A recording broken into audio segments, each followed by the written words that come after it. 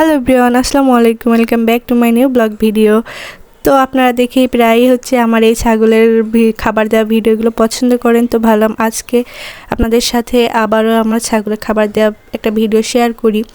তো আমি যেহেতু গ্রামের মেয়ে, সেহেতু আমি কিন্তু টুকটাক সব কাজই পারি, বাট শহরে আমার এইসবগুলো তেমন একটা করাই লাগে না, কারণ আমার হাজব্যান্ড, শ্বশুর শাশুড়ি সবাই মিলে করে। তো দেখুন ছাগলগুলো কিন্তু পাশে দাঁড়িয়ে আছে খাওয়ার জন্য। তো তারপরে আমি ভাবলাম যে ওদের খাবারটা দিয়ে আমি গোসল করে আসছি মাত্র, ওদের ডাক শুনে চলে আসলাম। ওরা যেহেতু কথা বলতে পারে না, সেহেতু ওরা ডাক দিতেই থাকে আমাকে দেখলে খাবারের জন্য।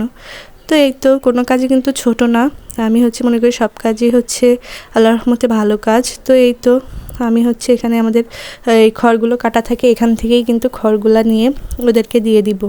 তো এখান থেকে পরিমাণ মতো খড় নিলাম, নিয়ে এবার এটাকে সুন্দর করে প্রসেস করে ওদেরকে দিয়ে দিব।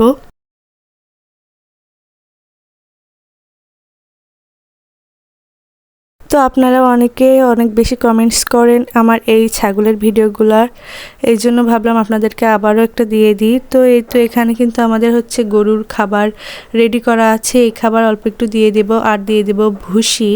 তো আগে আমি এই খাবারটা দিয়ে সুন্দর মতো পানি দিয়ে খড়টাকে মাখিয়ে নিব, আপনারা ভিডিওতে দেখলেই বুঝতে পারবেন। আর গরুগুলা কিন্তু শুয়ে পড়ছে, কারণ আমার হাজব্যান্ড ওদেরকে সকালে খাবার দিয়ে দিছে, ওদের মানে নির্দিষ্ট টাইমেই খাবার দেওয়া হয়, বাট ছাগলকে তো তা দেওয়া হয় না। তো আমি যতটুকু পারি দেওয়ার চেষ্টা করি, আর আমার পরিবারের সবাই মিলে দেয়। তো ওদের যেহেতু পেটে বাচ্চা, ওদের এখন বেশি বেশি খাবার দেওয়াই ভালো। তো এই তো আমি অল্প অল্প করে খাবারগুলো সুন্দর মতো প্রসেস করে নিচ্ছিলাম।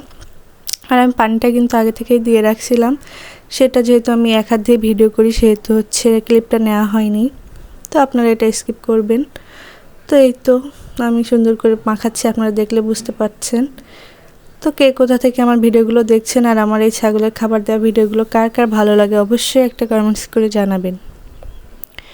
তো আমি এটা সুন্দর মতো মাখিয়ে নিচ্ছি, এরপরে আমি এটাকে একটু রেখে দিব, দিয়ে তারপরে যে ভুসি দিয়ে দিব।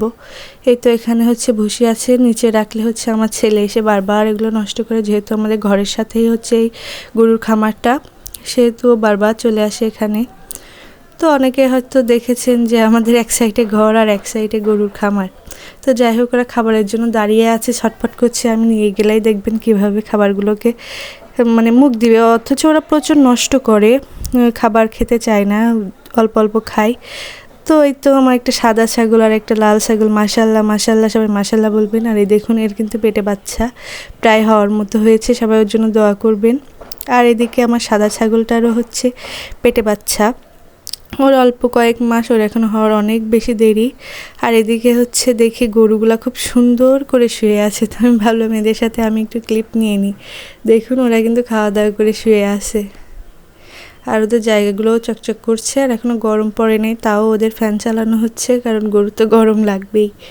ওরা যেহেতু ফিডের মতো খাবার খায়।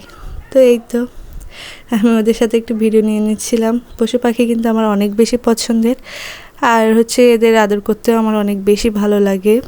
আগে অনেক গরু আসছে গেছে, তাদের প্রতি অনেক মায়া হয়েছিল, তো যখন যেটা থাকে তার প্রতি কিন্তু মায়া হয়ে যায়।